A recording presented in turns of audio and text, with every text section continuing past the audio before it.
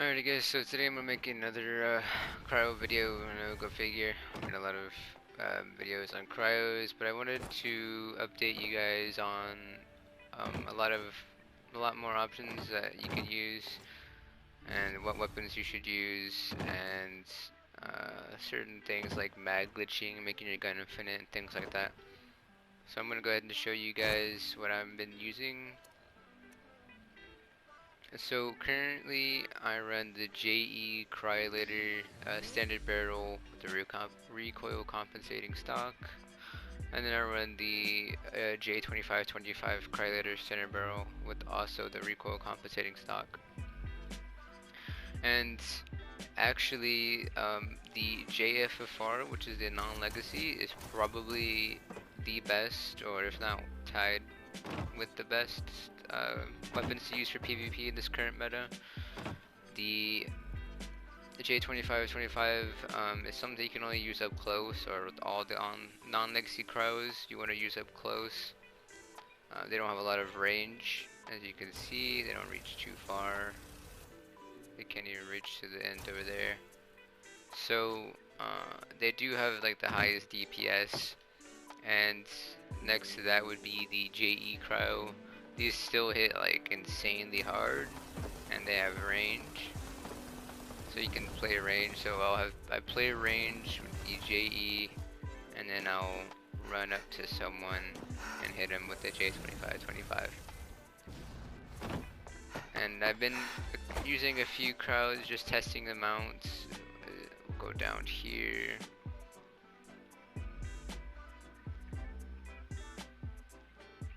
So you got the suppressors cryo, the 2-shot cryo, and I do have 2 executioner cryos that I also have as well, but I'm lending them out. Okay, so suppressors cryo is really good for team fights because it does reduce the output of the enemy, so you can save your allies a good amount of times while they're being under fire. And the 2-shot is really good for, it has the fastest freezing time, so you'll freeze someone completely the fastest with the 2-shot, and you could probably find it even better with a 2-shot faster fire. But I'd say in terms of the top 3, I'd say it'd be the, for non-legacy, it'd be the J2525 at the first, the 2-shot 2525 or 2-shot 2590, whatever, just 2-shot faster fire would be second, and the executioner's faster fire would be at third. Those would be the top 3. B25 also hits probably the hardest, guaranteed 110s when you're bloodied, but it's not super viable to go bloodied because you could still get hit very, very hard even though you're bloodied. So the best option is to go high health. And I would do a quick rundown of these are my addictions: alcohol from the P, Mentats, Overdrive, Psycho. Doesn't really matter too much, just don't get like a buff tat addiction or any unnecessary ones that you don't, or just the 5 addictions. I don't have class freak on, so that's why the effects look so bad, but a general reaction, so you do more damage as your health goes down. Bird bones is good for the reduced fall speed and the agility. Carnivore is extremely necessary for those food buffs. Empath, you have to have empath. I'd say you might not need empath if you don't have absolutely anyone to play with, but empath is an extremely good mutation, and is one of the only things that defends against cryos and flamers. Grounded is good for the ER, so good against fighting Teslas, laser rifles, and or plasmas. Healing factor for the health regen, so you don't have to exactly waste any extra aid while after you kill someone, or maybe you lag high enough into the sky and healing factor kicks in. Marsupial obviously for the jump height and the extra carry weight. Scaly skin would be the same thing with the ground, good against the energy weapons except the cryos and flamers. Speed demon of course for the reload and the movement speed. Challenge is just something I have because I do run melee cards sometimes, so you don't necessarily need talons, but all the other ones above talons I would recommend having. And armor, I run auto stun powered sentinel piece. This is the jetpack. I do recommend getting the jetpack. It is extremely necessary, and I would probably run PSA if you're just going to use an explosive cryo or explosive flamer. If you're going to use a non-legacy flamer, I'd recommend having some cav pieces. So I have a powered cav assassin left leg and a cav assassin right leg. I do that because you can, you know, sprint on the ground, and you can also sprint in midair. So those cav pieces come in handy. And then I just run high capacity, especially if I'm fighting against other cryos and flamers. High capacity is the way to go for the extra carry weight. If you are fighting a plasma, you're gonna need insulated, just for the extra ER against plasmas, Teslas, lasers, etc. You can put on that.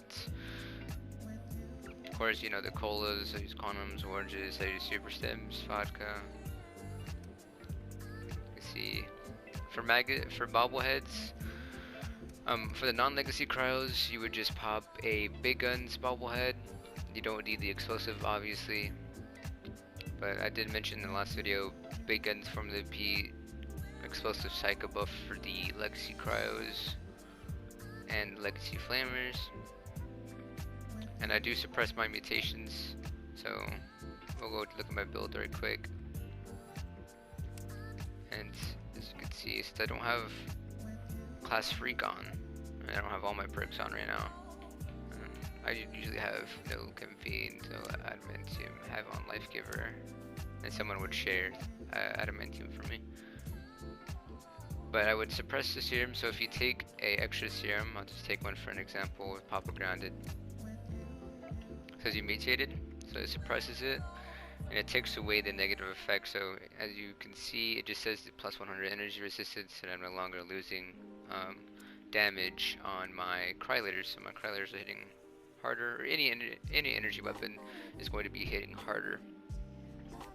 But I do have my, as you can see at the bottom right, all my cryos and all the weapons that I run with are mag glitched to 999, and that is because of the nuclear winter laser. So if you carry over 1,000, I recommend carrying a good couple of thousand, depending on how much you fight. And you can mag glitch, so even the suppressors is mag glitch. The 2-shot isn't, so I'll probably use this as an example to show you how to mag glitch. Nuclear winter is the best weapon for making your weapon mag glitched. If you don't have a nuclear winter laser, you can use Gatling guns, miniguns, gal lasers, things that have higher ammo capacity, and you can use like pretty much the same method just with those guns. They do work. So basically,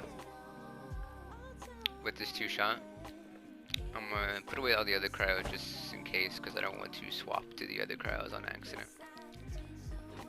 So you can either do it with a hot wheel, or you can just do it with left on D-pad, which is with the laser you can do left on D-pad, but with the other heavy weapons you might have to put it in your Pip-Boy or use a hot wheel, depending on if you can switch to it or not. I'm gonna reload this right quick. Alright, so most of the easier methods, like it's like with Teslas and laser rifles, what you would usually do is just fire the mag to 0, switch, and then it would glitch. But what I do usually is just I get it low and I just shoot and swap, shoot and swap, shoot and swap, and you can see it is 999. I don't have to reload. It does come in glitch sometimes, but that's why however many fusion cells you carry, it goes all into this one magazine. So technically I have 8,300 rounds in my cryolator, and I won't have to reload or do the glitch for another 8,300 rounds. So this is going to be perma glitched for a while. So that is how you make your weapons infinite. That is mag glitching, and you can do that with cryolators, you can do that with flamers, laser rifles, Teslas, railways. You cannot do it with plasmas, and you cannot do it with Gatling lasers, or most of the other heavy weapons. You cannot mag glitch into infinite. That's what you do. The weapon you want to make infinite, you empty the clip like you saw before, and switch to the glitch laser, or the other weapon that you use to mag glitch, and it makes it have higher ammo capacity. So those, see, and the same things apply to things like flamers. It's the same thing. So the JE, J25 would be the same thing for flamers. So the best flamer would be a J25 flamer, and the best explosive one would be the JE flamer. And they would also apply to the EE and the TSE, or the two-shot faster fire and the executioner's faster fire flamer. And it applies to the same things. So these would be the best weapons currently in the meta. Even non-legacy weapons you can use in this current meta. As long as you have a jetpack, you can do it on the ground. But if you do on the ground, you're more likely gonna need an explosive one, just so you can shoot people out the air. ADS in the air. And I do recommend, so I'll show you guys real quick my sensitivity. I don't play on that high of a sense. I recommend playing lower sensitivity. There's no need to play super high. I know a lot of people that like to play high sensitivity, but there is no need at all for having higher sensitivity, especially if you're going to PvP. Low sensitivity is way better. So do not use high sensitivity. That is just my recommendation, of course. And like I said, if you don't have a glitch laser, you can use a Gatling gun. You can probably do it with the Gatling gun. I don't have ammo for it, but you can do the same method. So I'll just use the Tesla for an example. We'll just get this BFFR Tesla. You can also do it with gamma guns. You can mag glitch gamma guns as well, doing the same thing. So just grab the Tesla and the laser.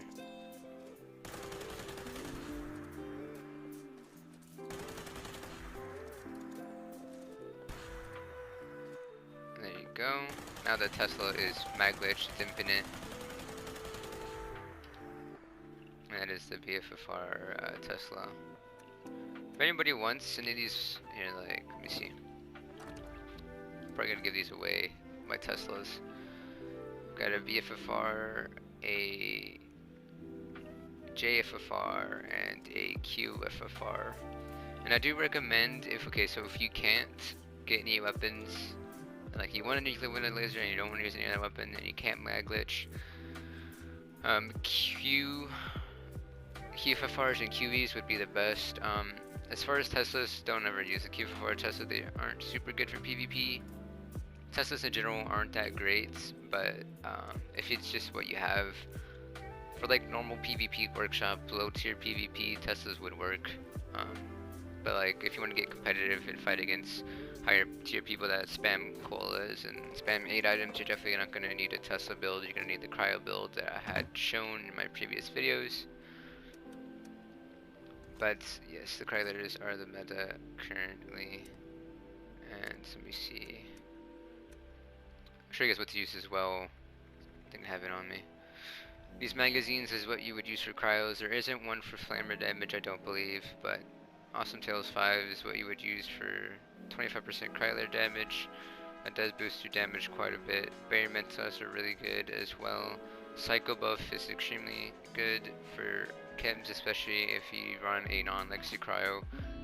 It is very important to have some chems, and of course stealth wise, so Armor 3, so you don't get vaxxed. And that's mainly oh, and then canned coffee for AP as well. But that's mainly most of the things that you would use. I showed you guys how to mag glitch, and I told you what I think the top weapons are currently for meta, which is the cryos and flamers, and I told you which ones that you should get, which ones you should keep an eye out for, the ones I had mentioned earlier. You definitely want to look out for those weapons. They are the best currently. And going back to the quads that I mentioned, if you can't get a hold of nuclear window laser, or you have trouble mag glitching and you absolutely can't mag glitch, I would go for a QFFR or QE cryo or flamer.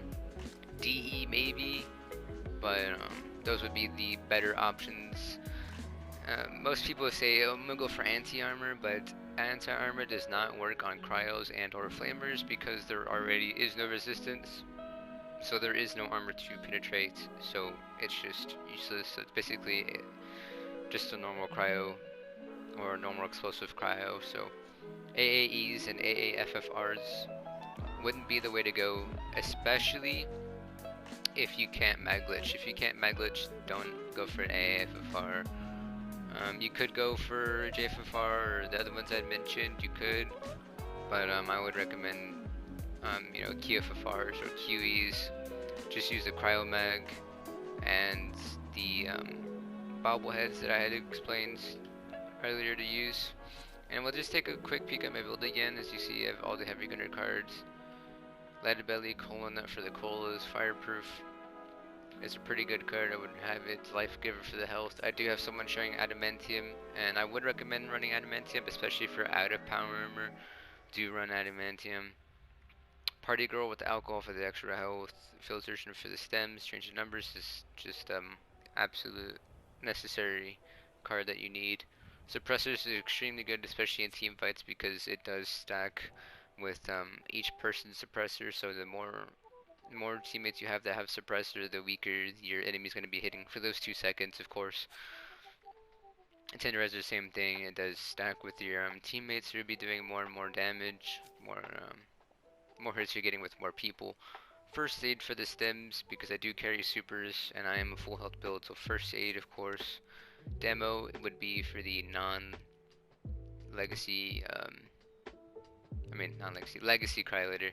If you don't have a legacy and you're running non-legacy, you wouldn't need demo, and you could put that somewhere else to help make your build more affordable. And batteries included. You might be wondering why I carry batteries. Like, why do I have batteries included? Well, as you see, I have 11,300 cryo cells and 8,200 fusion cells. So I do need this card. I would recommend it too. If you get in big long fights and you want to compete in the higher tier, it's definitely good. You want all the weight management you can get, especially if you want to carry a lot of colas and stems and coffee and all that. Through Hiker is for the quantums and for the coffee and all for the food buffs. Born Survivor is a pretty good card. Helps you when you're slacking on healing. This really helps pick it up. Dodgy, of course, is an absolute necessary card. It's just overall not bad to have. You avoid 30% damage. Bloody Mess for the extra damage. Obviously, you're not gonna super duper give assault on, but you're gonna have one gun army for the cryos and for the flamers. And Serendipity, Serendipity, execute on the card, does not work in power armor. It doesn't matter what platform you are, Xbox, PlayStation, PC, do not run Serendipity in power armor, bloodied or not, full health, it doesn't matter. Serendipity does not work in power armor, but it does help you. Even if you are full health, you don't have to be bloody to run Serendipity. It does save you, especially if you use your sentinels right, which is just jetpacking up and down. Of course you want to move around, but when you start taking serious damage, it's up and down, and then you want to try and move out the way. So Serendipity does work. I do recommend it full health. Do not run it in PA. If you are bloodied, of course run it. If you're full health, run it. Always run Serendipity. It is an absolute lifesaver, to say the least. And that's pretty much it. That's the rundown of all the weapons, of all the I showed you guys the chems. I'm definitely gonna make a food buff video to show you how to farm all the food buffs, where to get them all again. If you guys want to see that, if you have any questions, leave a comment down below. Don't be afraid to ask, I will answer them. Like I said, I'm gonna give away those Teslas. It's gonna be the BFFR, the JFFR, the QFFR Tesla. So if you want the Tesla, just leave a comment down below. Let me know if you want it. And you guys saw my armor as well. If you have any questions about armor and such, go ahead and ask away. But other than that, I just wanted to make a video and show you guys how to use the mag glitch, how to make your weapon infinite, what the top weapons were in this current meta, and just to show that you don't necessarily have to have a legacy to compete in this current meta. Um, but other than that, I hope you guys found this video useful. I hope you guys have a wonderful day, and I will see you guys in the next video. Peace out.